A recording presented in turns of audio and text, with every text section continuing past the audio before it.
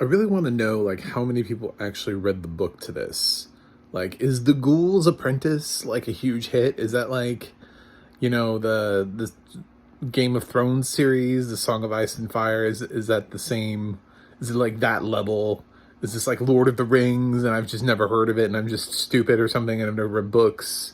Is this like the Wheel of Time, or is this just seriously just some random, medieval fantasy fiction that somebody made into a movie? I know this is baffling everybody in 2022, but today I did a review of a movie I hadn't seen before. I knew it got bad reviews. I wanted to give it a shot. It's my fault. I apologize. I'm Mac from movieguy.com, or John Stark, depending on what you looked at. But I'm both. I am both things. Sort of like how Dwayne Johnson is Dwayne Johnson, but also The Rock. And this is my review of Seventh Son, the film that came out in 2014 and nobody saw, and Legendary lost a ton of money on, and it's 2022, and I watched it. I don't know why.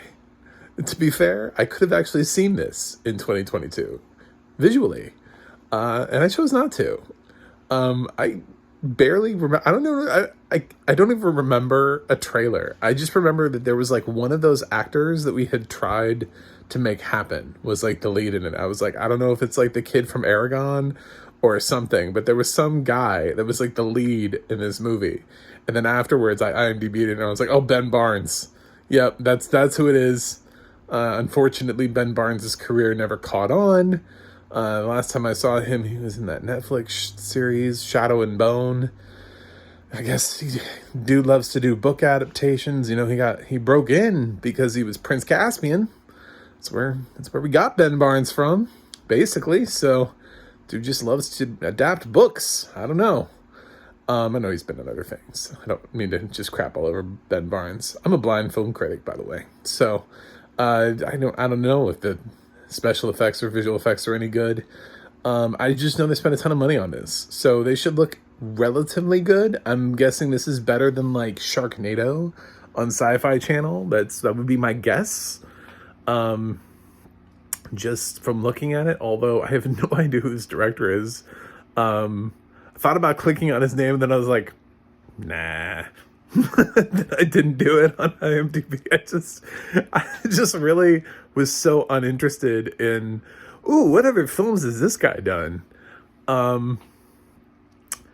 Yeah. Okay, so Seventh Son really actually is a mess. And I love the cast. This thing has a fantastic cast. I know I just made fun of Ben Barnes, but this film has Jeff Bridges, Julianne Moore, Alicia Vikander, Kit Harington, Jaimin Hansu. I mean, like, most of those people are Academy Award winners, that I just went through.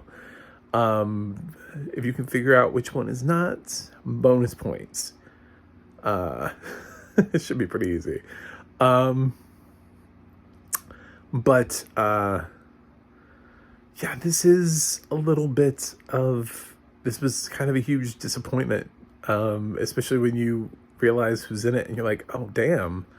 Olivia Williams is in this too. That was another person that I recognize. Got to give her props to. Well known, loved her. She was in Rushmore and The Sixth Sense. She was great in both of those. So there's this solid cast here. I don't know what happened. Actually, I do. Sometimes people make giant assumptions that the book that they're adapting is like prolific and just some magical piece that like everyone knows and you can just adapt it onto screen. You know what I'm saying? Like nowadays, you can pretty much run an assumption that everyone knows who Batman is, and you can just make a Batman movie. Like we don't need an introduction. We don't need an origin story. You can just straight up make a Batman movie. Like that's kind of what they did with the new one. There isn't like that whole, the dropping of the pearls. sequence that we get in every other Batman movie. Just like we finally reached a point with Peter Parker with Tom Holland's adaptation where we finally didn't need to see Uncle Ben die a third time. Like at a certain point, we just sort of assume people do know things. I don't. Nobody read this book. I'm sorry. I'm sorry, team. I don't even think the people who read this book read this book. I don't think anybody read this book, and I don't think anybody sat down and was like, "Ooh, they changed the title from The Ghoul's Apprentice to Seventh Son," because that makes sense and says a whole lot about what this movie is about. It doesn't. It tells you nothing. I don't understand. I honestly could not tell you what this movie was about. I couldn't do it. I couldn't tell you the plot. I know Jeff Bridges plays Gregory, this, I don't know, monster hunter guy who is trying to track down and kill witches and dragons and stuff and other monster creatures. And there's some stuff that happens at the beginning he's like that weighs heavy on him throughout the rest of the film. And then he buys himself a slave, I think. I don't know. I mean, he keeps referencing the fact that he bought Ben Barnes's guy. But at the same time, he kind of somewhat treats him a little bit like his apprentice, I guess. But if you own somebody, they're not really your apprentice. So that's like at bare minimum indentured servitude, if not just flat out slavery. So this, and then there's this whole thing like some witches can be good, and there's like a betrayal, and it's just I don't know. Okay, there's like a bear, and they fight this bear, and the film does a terrible job of explaining the universe in which it's in. You know, that's its problem. It's like whisper and scream. Sometimes I get way too much fucking exposition, and sometimes you don't get any exposition. Sometimes you get just dropped in the universe, and everybody's like, "This is normal. Why don't you understand what's going on?" I don't understand why you can't follow the story. This is like everyday life for us. You know, I just don't understand why. Like, this is exactly what goes on.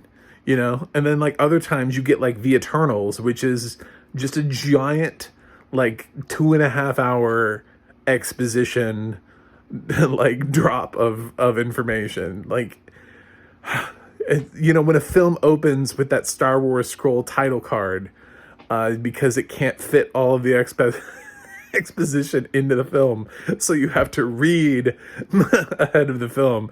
It's not a good sign. But Seventh Son couldn't find the balance in either. In the great movies, the great ones, they find the balance. They're able to convince you and show you and build you this universe, and you believe it. You know what I'm saying? They're able to introduce you, and they show you how the world is similar to yours and different from yours, and how these people are kind of like you, but they're also different, and they have different problems, but they also have similar problems. And it like really opens up, and it's really well, and those are really well written. And they build, you know, upon that. But this one does not do that. It doesn't really even do it in an expansive way that made me think that they were going to make more books based on this franchise. Like, I don't feel like there's a sequel coming. I don't feel like they actually anticipated to make Seventh Son 2 or Eighth Son, or I don't know, The Father, or I don't know what the next film would be in this series. It just didn't feel like that. So it just kind of felt like it concluded, and like that was it. And you're like, okay, so that's it now. Awesome. Jeff Bridges is unintelligible for most of this film, and I love Jeff Bridges, but he's already sort of kind of at times a hard actor to understand, which has made so many of his performances so great, because he's got this sort of quality in his voice that when he wants to speak in like Crazy Heart or Big Lebowski, and he can do drunk real good real fast. His whole thing was like he was drunk the whole movie, because there were parts and words and sentences and phrases I straight up have no idea what he said. He was just like, come on. All right. Thanks. Are are you okay? Like, are you good? Can we go fight this monster now? Ah, okay. It's just okay. I guess that's just how he speaks now. It's just in random slurring grumbles, you know. Yeah. Man, I love me some Jeff Bridges too. Like I love Crazy Heart. Like that's such a great movie, and I love The Big Lebowski, and I love so many. I love Arlington Road. You know, like I could just go into how many Jeff Bridges movies I love. I think this is his worst performance. Like, it might be like the worst film / worst performance from Jeff Bridges. So, I don't understand. And, so when you already don't know what's going on, and then like your main character is like mumbling throughout most of the movie in this drunken slurred speech, it becomes even sort of harder, because you're like, did I miss an information from him? I don't know. I have no idea. Yeah, so it's this is not a good film. I feel like I've been here before with films like this, but it could have been. I think there's potential here. It doesn't feel necessarily like wildly unique from everything that we've seen before. I think if they had just sort of reined it in and explained this world of monster hunting, and explained like the history behind it and how we got to this point, because it just sort of starts you off and like you're just like going, it's just like, we're here, we're doing it, and there's no backstory really. There's no I mean, like the beginning is sort of the backstory for later on in the film. Do you know what I'm saying? Like it's but we don't know what the world is around it. We don't know that there's a Westeros or Panem or anything like that. Like I have no idea what their world is like in this franchise, and it's obviously very different from our own. So it's just a poorly written film. I don't know that it's really badly directed, although the director at some point should have sat down at his film and been like, this is unwatchable. Like, I don't know what this film is about. Who wrote this? Like, somebody should have looked at the script and been like, explain this to me, like sort of like how Sean Connery just kept turning down films he didn't understand. So he ended up missing out on like The Matrix and Lord of the Rings because he didn't understand them. It's like, really, did everybody making this movie understand it? And then it just got released into the world, and they're all sitting around going like, I don't understand why people don't like this film. Like, everybody was cool with this. Like, you all read this script and it was like, yeah, we get it. I feel like I had to have read the book in order to understand this film, and I shouldn't have to feel that way, because this film is not based on a massive, classic novel. This is not The Crucible. Like, I don't feel it's like I don't have that guilt in me for not being familiar with Little Women, like, so anyway, audio description. So this media access group, I feel like I've heard Claudia Dunn's voice before on stuff. I'm not like a crazy fan of hers. It's a little bit monotone for me, especially in a film like this, which, God, could have used, just somebody who thought this film was exciting to convince other people it was exciting. Do you know what I'm saying? Like, when you pick somebody who's reading the film sort of straight tone, it's kind of like they're bored too, and then you're bored. Honestly, like somewhere, I would say it was definitely after like an hour. I actually started I was like fighting falling asleep in this film. And it was after somewhere between like the second and third act, and what I would call the second and third act of this film. I closed my eyes for a few minutes, but I was like, oh crap, I gotta pay attention. I gotta review this film. But this film was just boring. It was so boring. And her voice wasn't helping. And it just like, I needed the guy that describes the rookie who, like, every time something exciting happens, it's like he's really excited for it too. He's like, oh, and then John Nolan's guy, he's running to the car and he opens fire and he's shooting across the room and then he returned fire. And it's like, it feels, you feel so engaged. Like you feel like you're in some sort of like ride at a theme park, you know? It just feels so much more engaging. But then when you have somebody who's like, and the monster climbs out of the, and he's gigantic and has covered in dirt and you know, it's like that could be exciting and really cool, but if you just sort of read it like it's just like normal, you know, like you're reading me the cookbook, then it you know, it goes the other way. And speaking of that scene where that thing does rise up out of the ground, because that was a real scene, that goes back to, I've mentioned this in another audio description film thing. I want to say it was Doctor Strange when I reviewed that film, about talking about the size, the description of size. And I think it was when I was talking about Dormammu, and because I remember actually seeing Dormammu and the relativity of his size to that of Doctor Strange's is just not even remotely close. So this thing that like rises up, we're just told is gigantic. Cool. I don't know how big gigantic is to you. Gigantic is actually kind of relative, because in the film world, I've seen a lot of things that would be considered gigantic, that somebody would just sort of run out of explanation and they would just call gigantic. At a certain point, everything feels gigantic. You know, like everything from Godzilla to King Kong to the T-Rex from Jurassic Park, you know, to Hulk. Like, I feel like all of those things would be considered gigantic, and they're all different sizes. So, what kind of gigantic is this? You know, like where are we at? You know, in terms of gigantic dumb, if that's a thing. Sometimes talking about size relativity can be really helpful to blind people who don't have the ability of looking at the scene and seeing that, you know, that the human character is the size of this creature's foot. You know what I'm saying? Or the human character comes up to this creature's waist.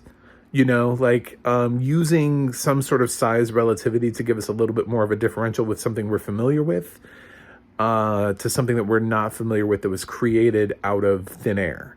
Because essentially that creature doesn't exist in the real world, so there's no basis for us to know what that is. So we need a little bit more than gigantic. A gigantic creature rises out of the earth. Awesome. And what does that mean to you? You know, is he 12 feet tall, 15, 40, 50? Like what kind of size is gigantic to you? Is he gigantic in a way where he's not necessarily tall, but he's like muscular and thick? I mean, there's so many ways that a creature can be gigantic. So I would take that into consideration. That's probably the biggest thing that I could say about the audio description in this. It actually does a really good job of following the characters.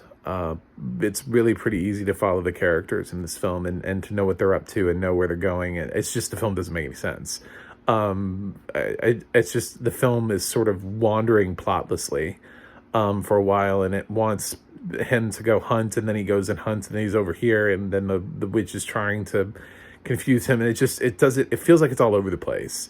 Like, it doesn't feel like it has like a cohesive thought. It feels like we've been dropped into a world that was meant to be like a 10-episode season, and then somebody was like, ooh, we need to cut this down to a movie.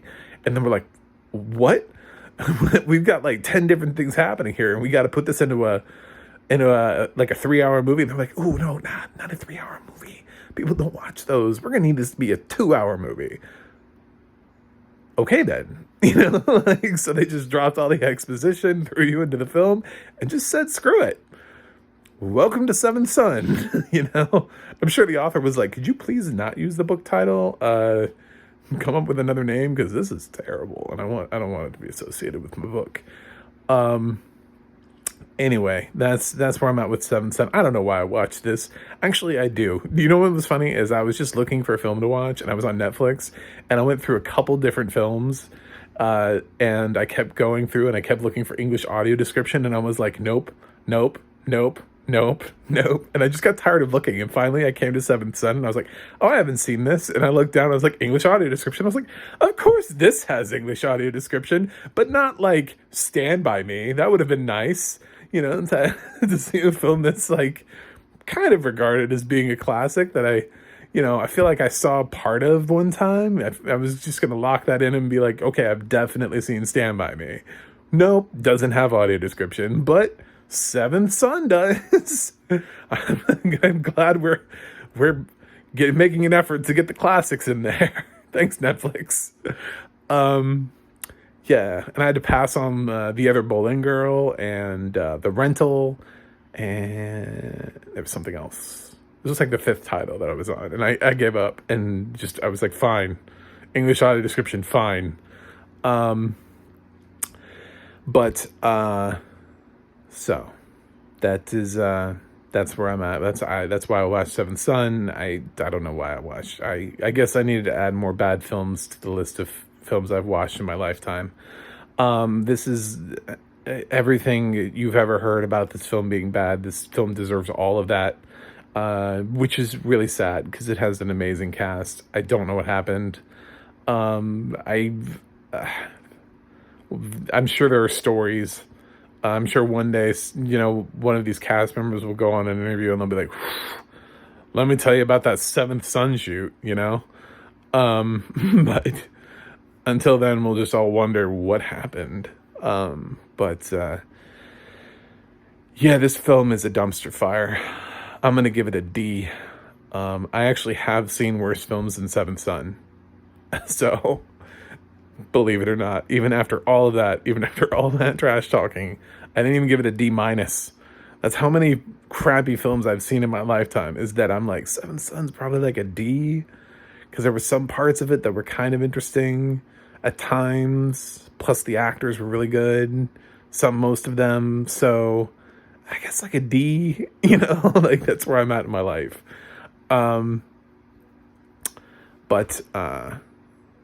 Anyway, let me know what you think in the comments. I know this seems like totally random. And don't forget to like and subscribe. Go to macthemovieguy.com for more reviews from me. And you can check out the audio description project to see what has audio description where, instead of doing what I did and just going down the Netflix road and being like, no. Oh, yeah. Oh, it's Seventh Son. Yeah, I'll do it. I should have gone the audio description project. Would have answered my question a lot easier. Now I've seen this wonderful movie. Thank you so much, Legendary, for releasing this upon the world. I can't wait to watch something equally amazing. I think I'm gonna go find out what I've been missing with Jonah Hex all this time. So, have fun by not watching this film.